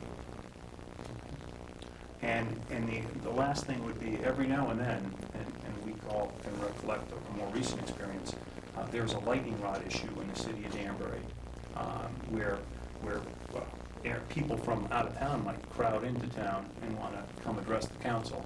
Now, in a situation like that, to me, it makes sense that the city only hear from its residents, period, rather than people from other towns or communities. And this seems to open that up a little bit. If we were to word it here, is it wrong to leave? Would it be bothersome to leave discretion within the presiding officer or the body of the council to decide how they can limit who gets to speak? Because if we put it right in the charter, I could get my cousin from Waterbury to come talk, allegedly, on my behalf. And we could occupy a lot of time with people who aren't really from Danbury on contentious issues. And it seems like the council is just stuck with that. They can't change the rules, so to speak, as we go along. And that sort of bothers me a little bit. I think you have a wide flexibility when it comes to what you want to do here. And I'm reluctant to, I've already kind of given you my 2 cents on this section. And rather than extend my remarks, I think this conversation might come from you. Okay. Let's hear it, everybody, because I think we might be able to resolve this. Diane? I know that, that we wrote into the language that the speaking period could be extended, upon the vote of the majority of the council. Could we have it where legal representatives are allowed to represent citizens, or maybe not, or just a representative, not necessarily a legal representative, upon the approval of a majority vote or something like that? Just make it so that it's something that has to get pre-approved before they could take the time up, giving the case about what they want to speak about. In other words, doing the discretion, the council would have the discretion. Well, but then that would require a vote. I mean, understand what happened is, people would come to council meetings, rarely, but they would come, and if they didn't get in the first half hour, they didn't get a chance to address the council. We were trying to fix that piece, which was the reason, we were obviously a little, too much discretion once in a while here with letting people go, but feeling that we needed, people should have the right to address their council. I would be very comfortable taking that language or their legal representatives out, because it's not a court. People have come to tell them that they think the potholes need to be fixed faster, or taxes should be lower, and I don't think you need your legal representatives for most of the things that come before it, and I would be worried about if there was some lightning rod issue, as Peter says, where suddenly advocates from around the country decide that this is going to be their test case because Danbury is, for whatever reason, on the cutting edge of some new issue. So I would be inclined to take out those 4 words, or their legal representatives, and feel like we could move on with that. Do people agree or disagree? Or How do they get the option to have a Well, representative? Will that then become the council's discretion? I'm not saying My legal, because language I wouldn't- agree with him. I don't think you need to put in legal representation. A representative is enough. Well, legal doesn't necessarily mean lawyer. No. It can be a I know legal what you're representative talking as about, opposed, and I think that's actually a good phrase to keep in there, as opposed to somebody saying, well, I represent them. They should, if they're going to represent them, they should present some sort of document that says that I'm authorized to speak for this person. Right, no, I agree with that, but I think that can be covered through some vehicle through the council, and just put representative in. if we're happy with the language, we'll leave it and move on. Mr. Chairman, I share the same concern as Commissioner Bezade. And I like the intent of our council that says He wants to open it up to more people that they can, if they're not capable of being here, either due an illness or a handicap or live out of time, they should have the right of having somebody represent them in front of the Common Council. And I guess, I'm not great with words, so I would leave it to Mr. Bezade and Mr. Gottschalk to try to come up with the right invention here. Yes, ma'am, I'm sorry. I noticed on our minutes that our first item tonight, the commission will accept comments from the public limited to 2 minutes per person. Is that something that we could just get that, and then all the lawyers could talk all they want, but they only have 2 minutes? Could we limit them? That could be at the discretion of the... We certainly could, but we kind of left it to the discretion of the council to do that. If we put it in there, then they're limited to 2 minutes. The fact is, I think that could be used to exclude people. But yes, could we? Absolutely. It was in the minutes tonight as a reminder to your chairman to kind of hold discussion. And he did a marvelous job. Note to self, 2 minutes. So, anyway. So we didn't abide by it. Yeah. Does the council now have any restrictions on how long you can speak? 30 minutes. Bef- By individual? Yes. They don't, And what happens is, we've heard that people come to council and go on forever. wanting to speak and don't get the opportunity. So we were trying to make it more available to people, that the charter isn't to be used to keep people from speaking. Maybe the business of the council can be used to keep them from speaking, but the charter shouldn't be an impediment. And now what we've heard is that maybe we've opened it up too much. Because if I am somebody's attorney and I want to come and just speak on and on and on, What if the question is, I mean, if we're happy with it, let's move on. Mr. Chairman, what if we take after may be extended, and we put in or limited per person at the discretion of the presiding officer? Would that solve this issue? See what I mean, Rick? That was Diane's suggestion. Yeah. Mhm. Did you understand Diane's suggestion? I for one would like to see wording where we'd allow the council, or the presiding officer, and then the council to decide whether or not to listen to anybody's legal opinion.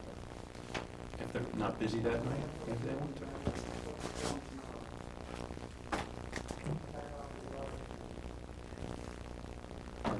Leave it and move on, guys. Do we want to amend this? I'd like to amend it. Would you make a motion, please? I'd like to amend this by allowing the presiding officer, subject to being reversed or modified by the common council, the discretion to decide whether or not a legal representative may speak to the common council. And that was inartfully worded.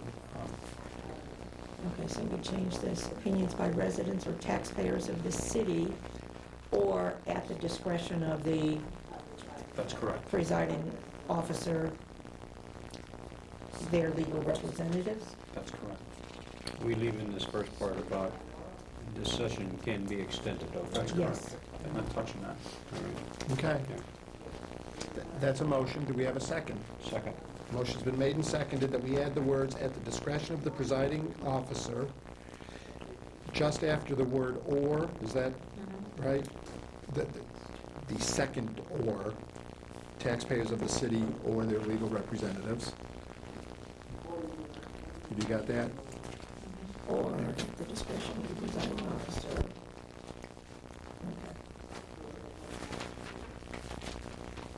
Okay, motion's been made and seconded that we change that language to give the presiding officer discretion. Any more discussion about that?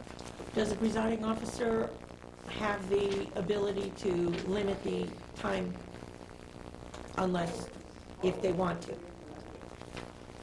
Does the president of the council have the ability right now to, at the beginning of a public session, say, because of the number of people we have here, we are limiting discussion to 2 minutes per person?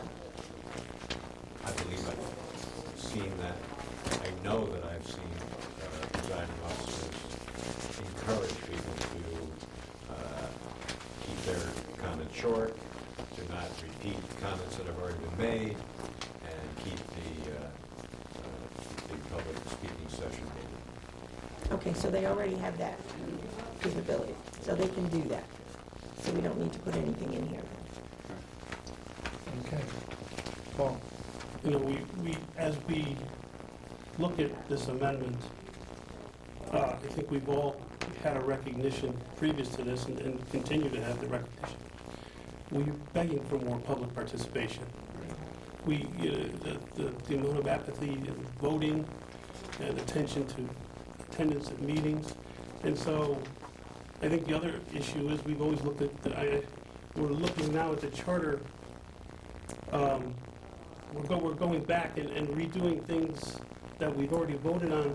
And I think we're losing sight of A, what the charter is all about, and B, what the original amendment, the original reason we amended 3-4 was to increase, how can we limited the legal representation to someone that legal representative had to be there on behalf of someone who was a citizen or a taxpayer.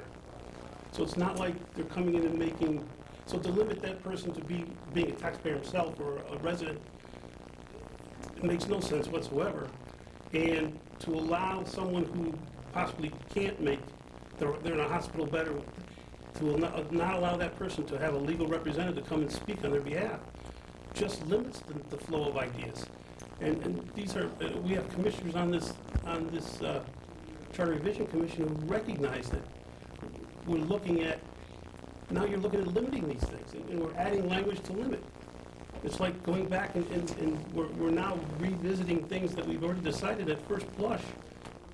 It was a chance to expand the amount of public participation, to expand the amount of ideas that go before the council. And if you all think that the charter is a place to start limiting those things, then you should vote for this amendment. But I can't see it no more than I can see the way we've been revisiting everything we've done already. It's beginning to trivialize the process that we've been going through up till now. We're allowing ourselves to be bullied into positions that we've already taken, and for good reason. And this charter is not a document to micromanage. It's a document to allow the citizens and those who are governing to do their jobs. And as we now go back, we're now taking that all back away. So I would vote against that amendment, leave it exactly the way it was, because I think it's very clear that the legal representatives have to be on behalf of a resident, and if they need more time, we've given them more time to expand or not expand. It's all within their power, so I would vote against it. Any other comments? I think it's well stated. Let me ask you a question about the word legal. Should that be taken out? It should just be somebody's representative. If someone is afraid or unable to speak before the council, can they have their brother or cousin speak for them, even though they're not a legal representative? Is that language confusing? I think it should stay in there. I think that anybody other than the taxpayer, if it's going to appear before the common council, they ought to, have some documentation proving that they do represent that person, as opposed to, otherwise you really open it up. So, okay. So It it doesn't doesn't have have to to be be an a attorney, lawyer. it's got to be, okay. Right, but see, that Dr. doesn't say, when you say legal, everybody thinks of an attorney. If we could put it in and somehow say, not necessarily, I don't know, because legal to all, I bet you everybody in this room, if I said legal, what would they think of? Somebody who's legally I there do to agree, they represent. should have some kind of documentation, or a specific form, maybe whatever, they'll let the council do that. You want to speak for so-and-so, fill this out, you're coming this night, you're earning this, and, That's a show good that you. point. That's one thing, but the minute you say legal, everyone thinks of an attorney. What's the problem with Authorized that? representative. I mean, I know I'm an attorney and I'm speaking for No, I have no problem with that. I think that's but exactly every- what's supposed to be. I have no problem with that. How but you about know, the authorized? public An thinking that authorized it's, representative. Designated would work, but Authorized, designated. it's just, is it a concern? That's all I'm asking, because I'm thinking of someone that doesn't speak English that might want their son or daughter to come. Oh, I And agree. as That's opposed, what I was just thinking of. someone who's better with the Absolutely. English language, because we used to have that at the Board of Ed, where it became an issue. Maybe somebody- They didn't need an attorney, they needed someone that spoke English a little Right. better. I have a question. Paul. Rick, do you think that the common council will look at the word legal and limit that to lawyers? Because that would be a travesty also. I believe it's possible, yes. See, That would be, Dr. Cronin, in that respect, that's what I'm talking because that's exactly the opposite of what we're trying to do Yeah, here. absolutely. That was my concern. And maybe that's It's where you not were what I trying. intended Right. when I put in the word legal. Designated. But it's what has been stated, and to the extent that it might be ambiguous for some people, we want to avoid that. Consistent with what you're saying, Commissioner Swenson, to expand and broaden the opportunity to speak before the Common Council, not to limit it. That's absolutely. Then maybe we should go to authorized. If Rick did- Designated. All or right. designated. Well, right now, we have a motion on the floor. We need to amend that emotion. Do we want to amend that emotion, that emotion? Amend that motion. Do you remember Paul? what it was? Did you want to amend it? No, I was going to vote against it, the amendment. No. Did you want to change this legal to designated or authorized? Yes. Right now, the motion is that we add the words at the discretion of the presiding officer. Hold on 1 minute.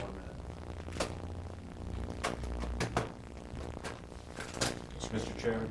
Yes, I would recommend that you take these as two separate motions, okay.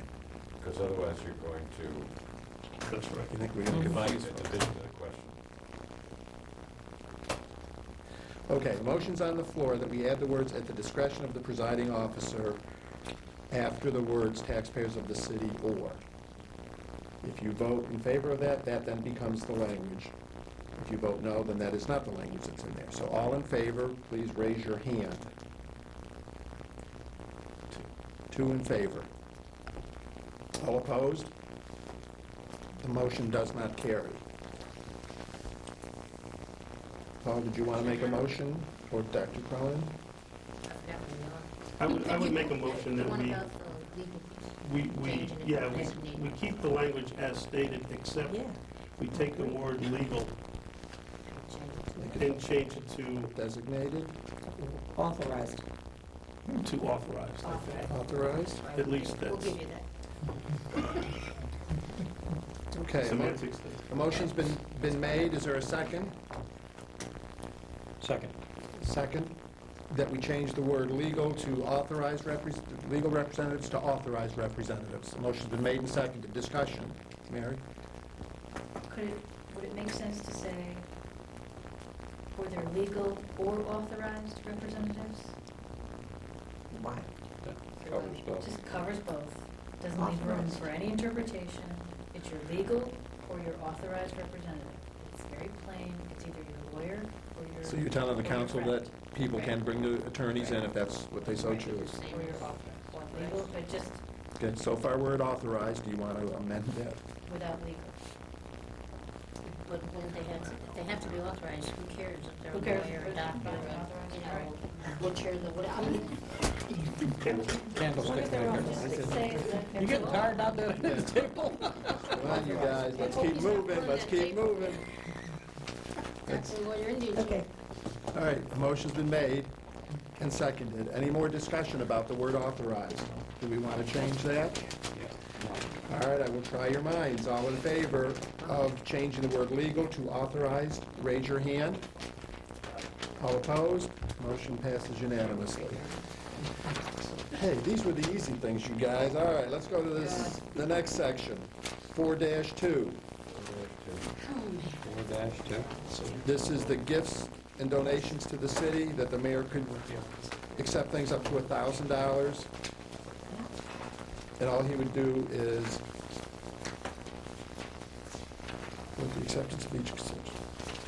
Mr. Chairman, I sat in on a couple of council meetings, and this does seem to take up a great deal of time. I think, while I understand the minority opposes this and they would like to be involved in this process, we've heard from several other people who highly recommended that this could be easily dispatched with the mayor's office, with a posting to the common council and a comment letter go out. Okay. I would suggest that we keep the current language. Anyone want to change it? The word devise, D-E-V-I-S-E, that is what it is? Devise? Yes. Yep, not familiar with the term. Grant by will. Yes. I'm not an attorney. Thank you. Move on. Anyone want to make changes?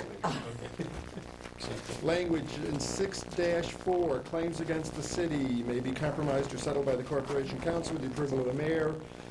as long as it falls within the limits of the insurance issued by the city. I think there was some confusion about that tonight, but we were very specific that it was about insurance. Anyone want to change that? No, Mr. Chairman, that's a dead issue. That's, okay. And then on 728, we did 7-3E. Mr. Gotcha, do you want to be doing this, by the way? I don't need to be moderating this. No, you're doing great, but I think it's 8-3. 8-3. Conflict. I was on capital improvements. Well, capital improvements, well. Oh, did I get out of order? Sorry. No, Yeah. 7-8. 7-8. 7-8. Public improvement assessment? What happened to 7 They dash? were all passed the same day, they're just in different order. What are we at? I put mine in numerical order. Which order did you guys use? Well, we used systematic random. All right, 7-8, 3 sentences to the end of the first Where are we, section. 7, 8? Yes. Why don't we, here we go. Capital. Oh, it's the special benefits section. All right. That was just getting us up to speed on state law. Is that correct? It was broadening language in 7-8 that currently provides just for sewer and water projects to be assessed. But state law does allow for assessment of benefits with respect to other projects. And so this broadened that section to include what state law allows. All right, good. Mr. Gottschalk, what would be the next section you would like us to look at? 8-3 conflict. Whoa, wait. 7, 8, we haven't discussed that, have we? Oh, There's been a lot of discussion about the intent of this. Could it mean that, could the city go in and pave a road and charge people for it? Does this language provide for that contingency or that possibility? The other thing that we kicked around at the time was that the individual citizens, I believe, are responsible for their sewer line as it flows under the city streets. And that sewer line is subject to salt and everything else that the city puts down there, and so corrosion of that may be at no fault of the homeowner, and yet they have to pay for it, and that can be a very expensive thing. And did we want to address that? This language will cover that. However, that topic is already dealt with in the Code of Ordinances, which provide for the possibility, anyway, of an assessment to cover special benefits that accrue to property and property owners as a result of public improvements, generally. So yes, it's possible that the city would elect to pave a road and apportion some special benefit, whatever that special benefit might be, to each property owner along that road.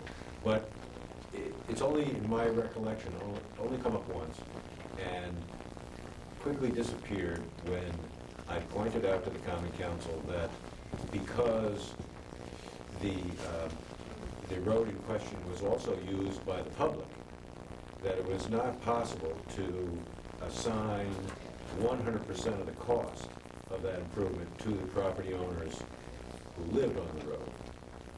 The council would have to engage in some kind of exercise to determine what part of the benefit accrued to the public generally and what part accrued to the people who lived there specifically. And it becomes a difficult exercise and has never been used. However, because the charter drafters of the original charter elected to address this topic with respect to sewer and water, you could argue, for example, that there's a public benefit generally to providing sewers to particular areas, but we don't go there. But because we tackled sewer and water in this section of the charter, it seemed logical to make it broader. But it's already in the law, in the Code of Ordinances. So it is possible. It is possible, but the political But not will likely. makes it unlikely. maybe with 4-year terms. Next. Anything else, anyone, any other comments on that? All right. Next section, Mr. Gottschalk. 8-3 now? Yes. Yes. You guys don't know how to do math. Here we go. Go.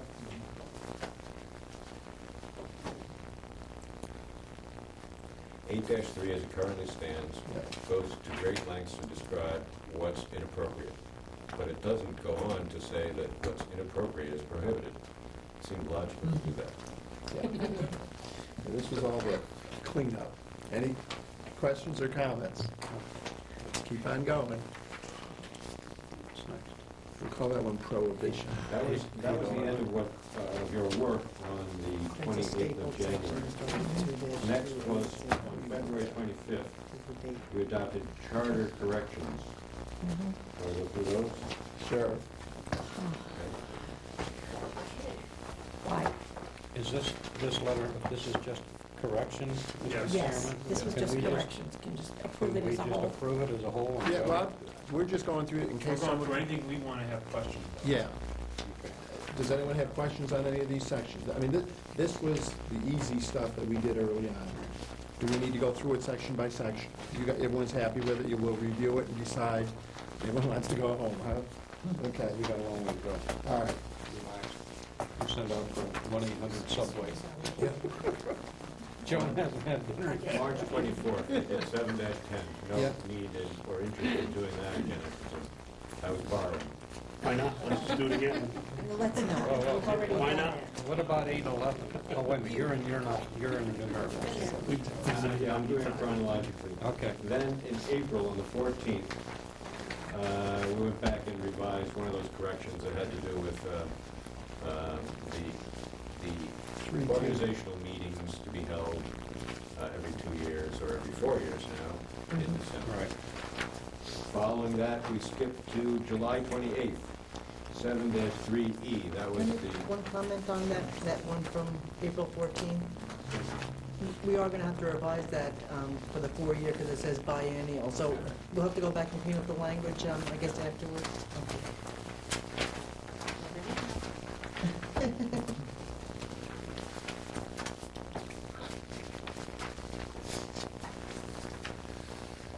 Uh, 3E, that was Mr. Swenson's proposal to initiate the process of reviewing capital projects earlier in the budget cycle.